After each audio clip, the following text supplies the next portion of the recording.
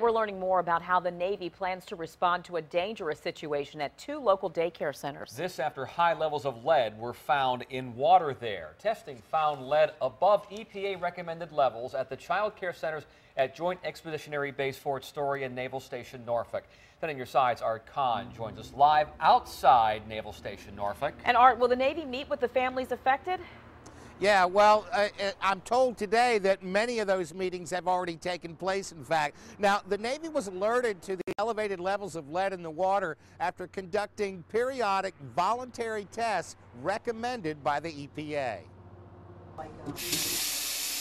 72 faucets at the Hampton Boulevard Child Development Center were tested. Water from 7 of those faucets contained amounts of lead above the EPA's recommended level for action at 20 parts per billion. As soon as we found out the results, all the faucets, there were 2 water fountains, they were immediately shut off, and we've now been in the process of informing all the parents and all the staff here at the CDC. And we're also giving them a lead information line, and we're getting them in touch with pediatricians so they can talk about their concerns. The truth is, just about all faucets contain some traces of lead. Even modern lead-free faucets contain up to 8% of it. Our water systems today contain lead. It could be lead piping, fittings, solder, the fixtures. There could be a number of reasons that lead actually gets into our water systems. Excess levels of lead consumed over a period of time can pose serious health risk. Have there been any reports from any parents of any kids being sick or anything at this point? Or? There has not. I mean, we've been very engaged with the parents.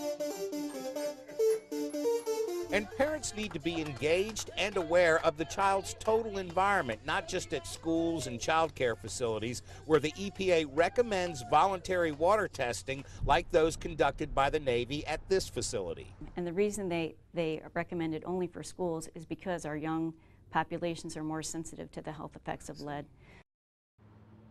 Yeah, well, here at the Hampton Boulevard facility, Captain Culler told me that 80% of the families with children at that Child Development Center have been notified. At Joint Expeditionary Base Fort Story, of the 73 families affected there, 66 of them have been personally contacted, and this effort is still ongoing. Reporting live from Naval Station Norfolk, Art Kahn, 10 on your side.